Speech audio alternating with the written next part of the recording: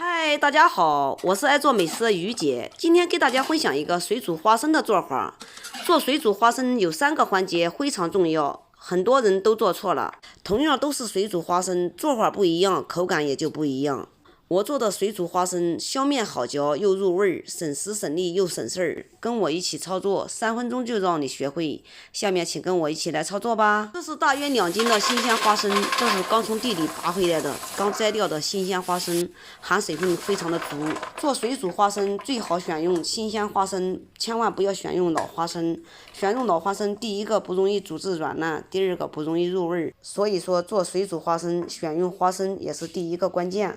第二个关键点就是把每个花生前面都给它捏上一个口，这样比较容易入味。全部都捏完以后，用水给它清洗干净，尽量多清洗2遍。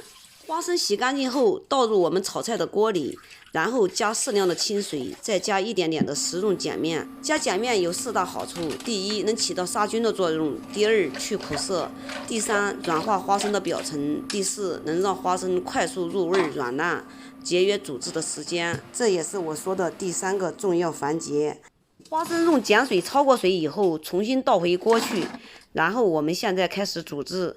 魔鬼辣椒2个，花椒5克，香叶几片，八角2个，都倒进锅里。随后再加食盐适量，再多加一点点的清水，然后再加一点点的生抽，再加一点点的姜片和葱节，然后盖住盖子，大火给它煮开。水开后，随便给它搅拌一下，然后转中小火再煮20分钟至半个小时，都能完全入味。假如说花生前面没有捏上口，没有用碱水焯过水，也就是煮1个小时也难以入味哦。花生煮了20多分钟，现在完全入味，加一点点的鸡精给它翻拌均匀。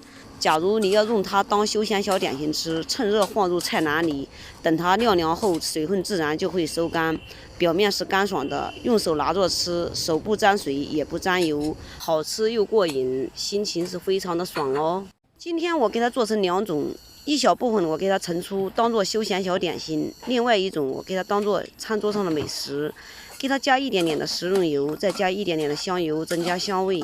最后再等它冷一会儿，等它不太烫的时候就可以装盘了。冷一会儿的目的就是保留花生上面的水分和味道，因为温度再高的时候盛出会流失水分，吃起来干干的，感觉没入味一样。花生刚装上盘，我拿篮子的花生来拍照，一看孩子快给我吃光了，就不说这个了吧。好了，我们的水煮花生已经做好了，剥开一个，里面是白白的颜色，证明水分十足，已经入味。用手一按，轻轻压开，这证明非常的软烂。好了，今天的视频就给大家分享到这里吧，感谢您的观看，我们下期再见啦。